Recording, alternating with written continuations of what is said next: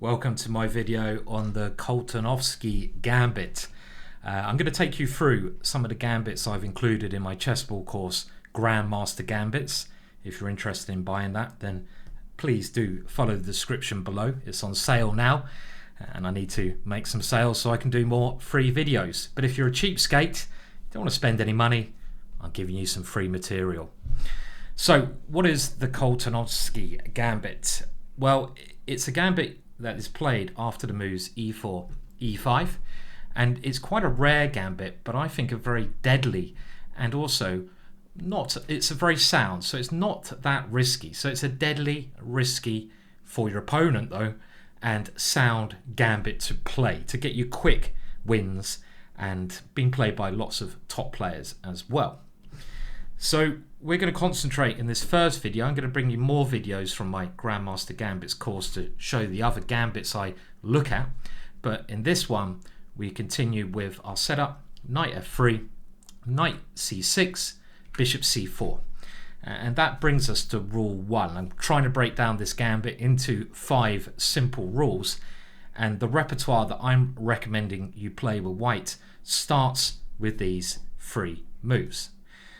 So we're going to play e4, bring our knight out, and then play bishop to c4. So remember those moves. e4, the knight comes out, and then the bishop comes to c4. We've done this because the bishop is most aggressively placed on this square, attacking f7, and it gives us more immediate attacking chances. I'm sure most of you know Scholar's Mate. Well, we'll try and do something like that here. Now our gambit continues with the move bishop c5, which is the Giuco Piano setup from black, and this is supposed to be a very solid way for black to play. The other main move is knight to f6, and I'll try to cover that briefly in another YouTube video as well. We'll try to break that down into 5 steps, but this one is dealing with bishop c5, and I'm just trying to give you a good overview of what my course has in this video, and maybe you can just already go and play this gambit after watching this video. We are now castling, and this gets our king safe. Black now plays the main move, knight to f6, and now the gambit move that we want to play, the Koltanovsky Gambit, d4. And this gambit is a really fun way to surprise your opponent and attack immediately. You're opening up the position, you're gaining tempo because your opponent has to deal with that pawn, and you're probably going to win the bishop pair here. Now this move is going to also shock your opponent because normally white plays d3 and plays in a more positional and slower manner. But in this case, d4 takes the game immediately to your opponent. That brings us on to rule 2. And rule 2, if black plays the bishop out, as we saw, and I'm specifically not showing you the chessboard here because I want you to try to already imagine how the pieces have moved when I show them. Visualization is such a key skill in chess, and if you can imagine the board when you can't see it, your learning will become a lot better. So if he plays the Giuco Piano, we are going to play castles kingside and then d4, and that is the Koltanovsky Gambit, named after the Polish player who first made this popular. And it's a very exciting line to play. Now the main line goes here, and the move we're concentrating on this short video, bishop takes d4. Now e takes d4 is going to be in another video, and after my suggested move e5, we actually transpose to the Max Lang attack, and this was named after the feared German 19th century attacker and theoretician Max Lang, but this will be dealt with in another YouTube video. And I would also like to point out that a lot of people play knight takes d4, but this is actually a terrible move because now we can capture on e5, and we should do, and after castles we can play bishop e3, and already black is in a lot of trouble because we're not even a pawn down, it's not even a gambit, and that knight is wavering there. So bishop takes d4 is now the move played, and now we come to our third little idea. And I'm suggesting we now get rid of that bishop. Knight takes d4, winning the bishop pair. If black takes with a pawn, we can go e5, giving us a tremendous position. If this is captured, then we have rook e1, followed by f4, winning a piece. So black has to play knight takes d4, and now we see the first point of our gambit, bishop g5. And this pins down the knight on f6, demonstrating the bishop power. And this is the kind of position where black would like to go into the wooden chess box, bring that bishop back out that's been exchanged, and go bishop e7 to break the pin. He'd like to put his dark square bishop back on that square, but he can't. So this pin is extremely strong. And we're going to follow this up by pressurizing black's position more with the important move f4. I call this the can opener, maybe a bottle opener, because I love a good bottle of wine. We're trying to open the position, open that bottle of wine, and I was going to do that, let the cork explode, but I expect if I do the body language for cork exploding, it may look a bit dodgy. So just imagine really this move being your lever, opening the position up. f4 is a key idea. With the move f4, we're trying to release our rook into the game, and that will apply more pressure on f6. We're also trying to get through to f7, where our other bishop plays a part. The knight on d4 is a little bit like hanging there, so we might have a chance to weaken that position.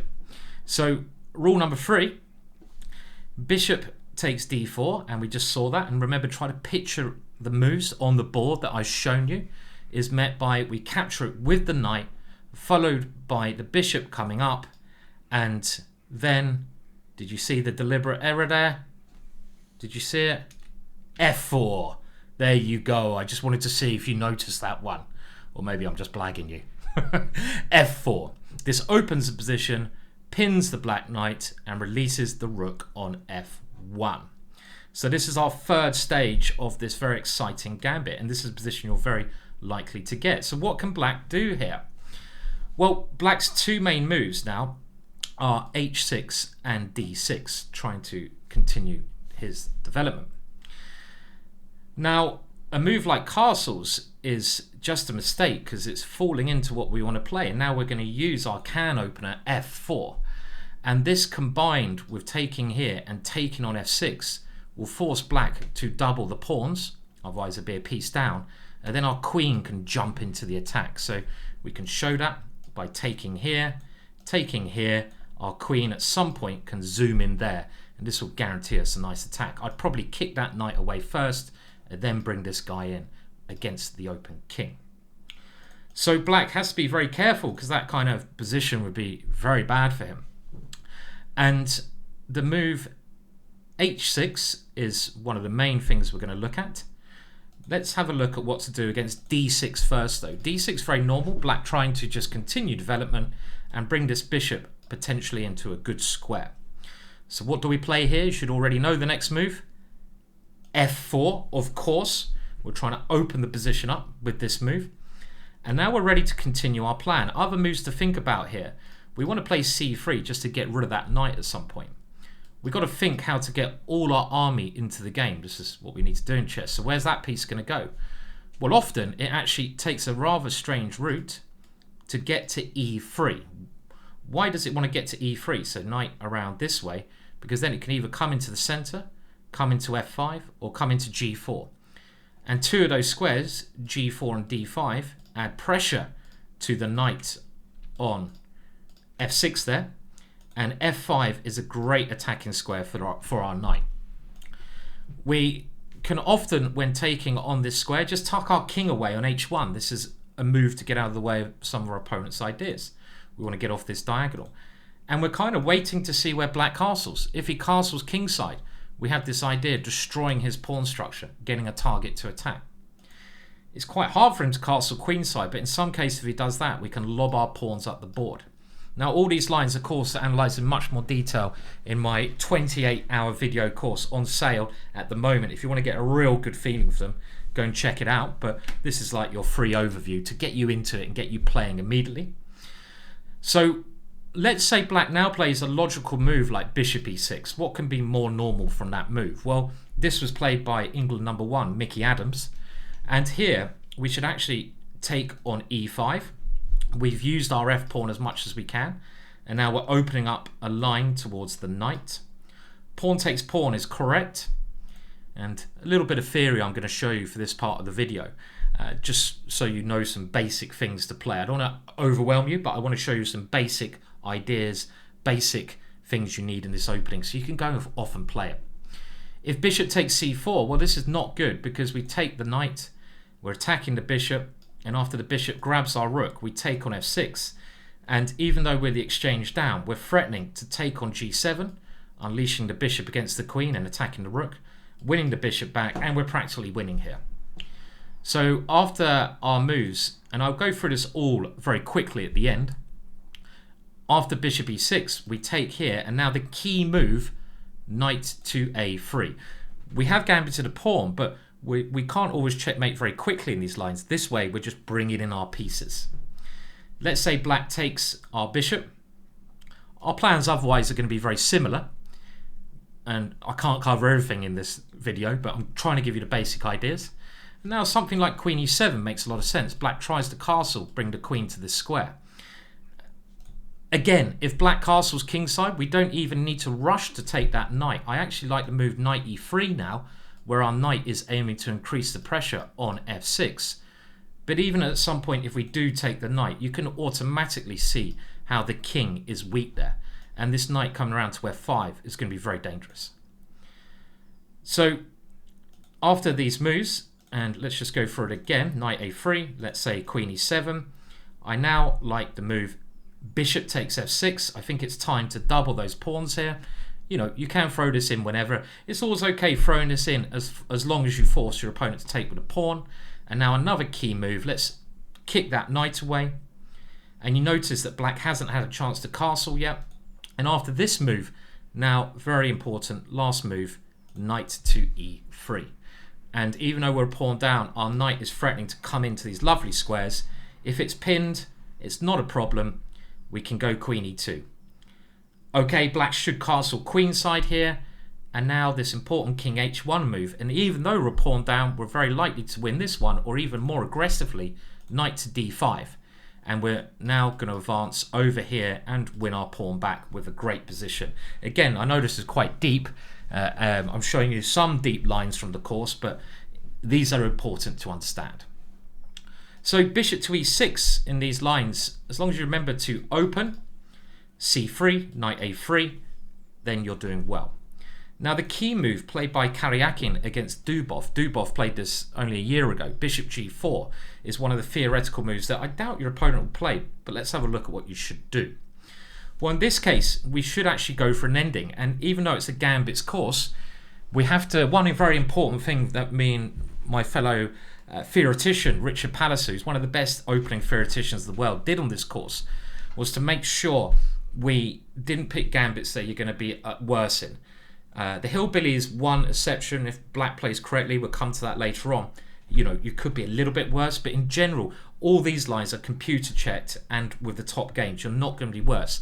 I didn't even want to give the King's Gambit because I know there's some lines there where white is struggling for equality. So we're trying to give you the most aggressive repertoire you can, but in a way that you can confidently play for the rest of your life. And in this position, it's now a little forced sequence. We should take the knight, and now both queens get exchanged here. And again, one of the good things of the chessboard course, you can train these moves with the move trainer. Obviously, you can watch this video a couple times for free if you want. And now, after rook takes d8, this is the best move here. Bishop to e2 looks clever, but it's actually a mistake because, again, there's a forcing sequence where in this position, black is in trouble because his piece is now hanging. So he's got to go rook takes d8. And here, we're going to suggest the Dubov move c3. Now, other moves are possible, but this was Dubov's idea, and now we go into an ending, bishop e2, the best move, and we get this ending here, and this is the point of white's play. And this is one of the best lines that black has. And just to show you how deeply we have analysed here, I'll go a little bit further all the way into the ending.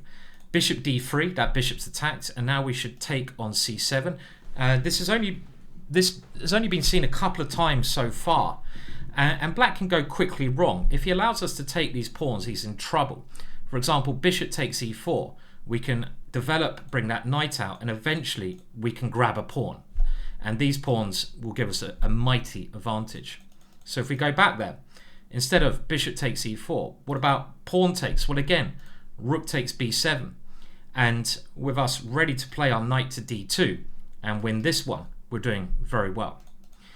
So as you can see, it's certainly not an easy position here.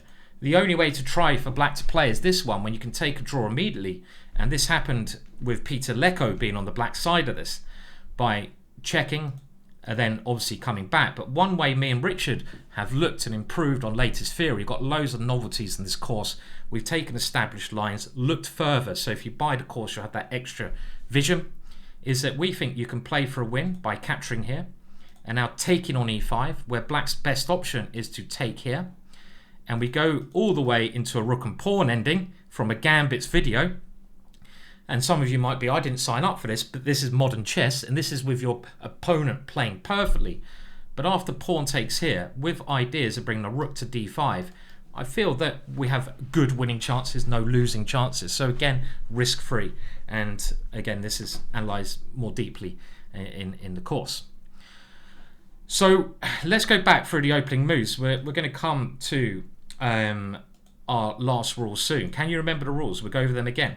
So the gambit, d4, bishop takes. We capture, we bring the bishop out to play f4, and after the move h6 we'll come to, but with d6 we play f4, and these two bishop moves are key in this position. I would like to point out, if the knight ever comes back here, we don't need to fear this. Yet again, we can take on f5, and black should now recapture, and this is another time we can go into the ending with bishop takes, queen takes here, excuse me, first, and then we can just win our pawn back. And you can see with the pressure against this, we're not material down. Other rook's going to come to f1.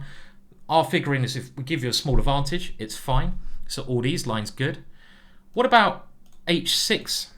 Well, we don't want to take on f6 if black can take the queen. So here, bishop h4 is the best move. And now we're going to look at two moves, queen e7 or g5. Other lines tend to transpose.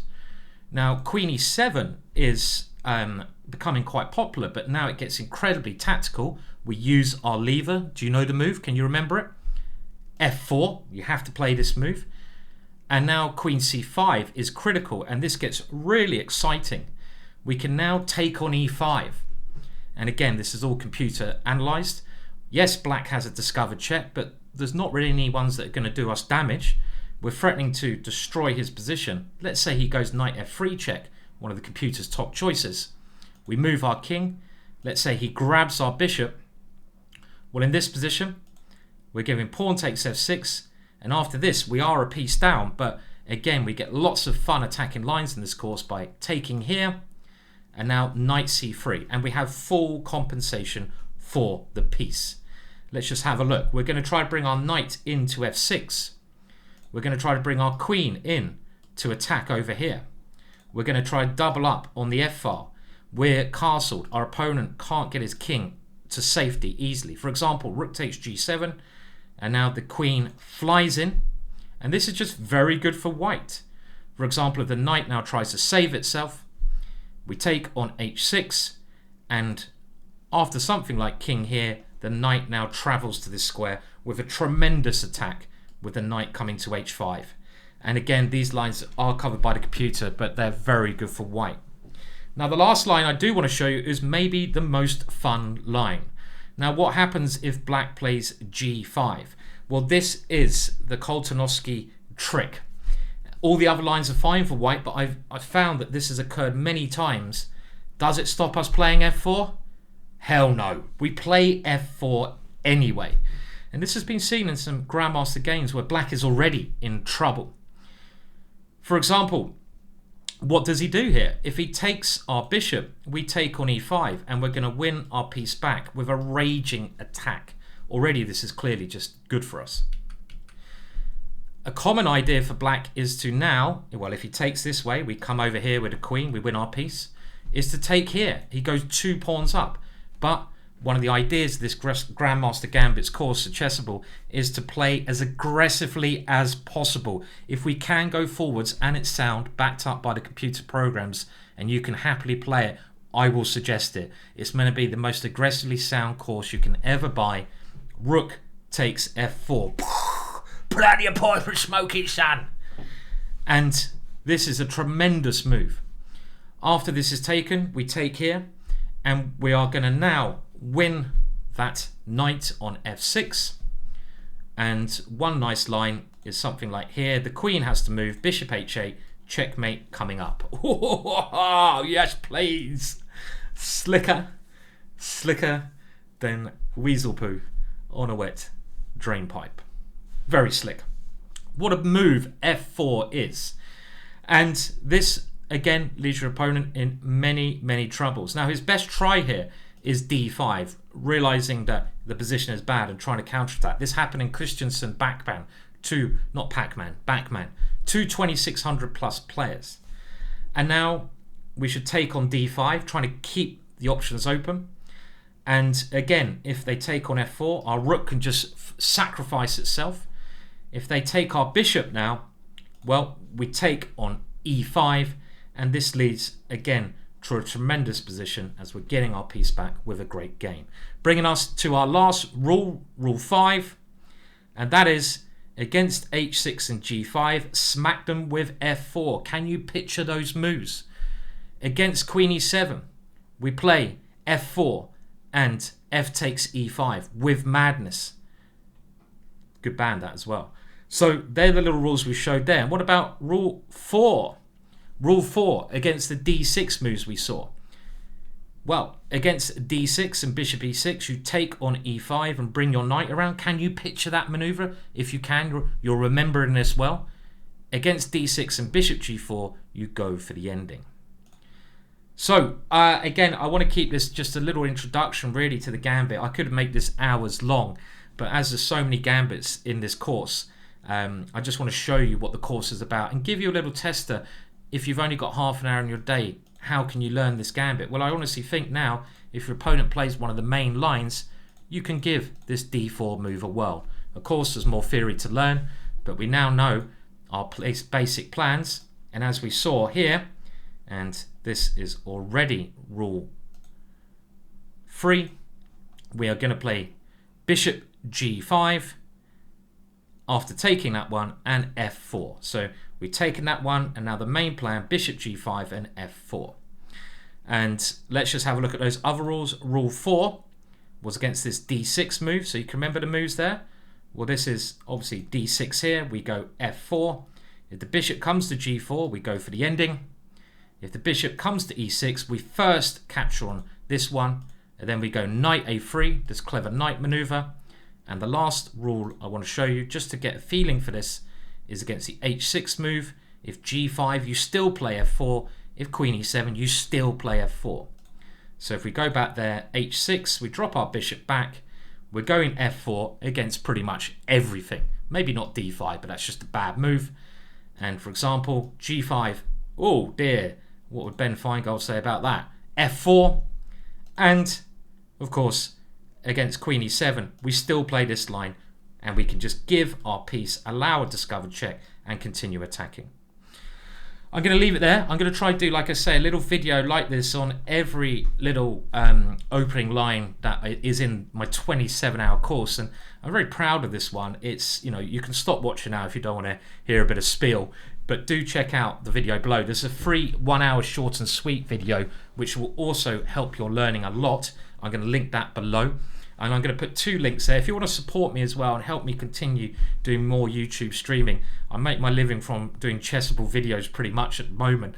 So every purchase you make from that will give you a great opening, but help support me do more. So do consider it, please do. And this is one of the longest courses I've done, and I didn't mean it to be so long, but I just felt like I wanted to do it complete justice. It's been an idea of mine to base a repertoire on e4 in the most aggressive way, gambiting where we can for a long time. And with my friend Richard Patterson, International Master, who's been the second of some great players, one of the best opening guys around, with his help, we've really prepared something I think quite special that you can have for life, and you will enjoy playing. Why are we playing? We play to win, and we play to enjoy. If you want to attack, it's the course for you.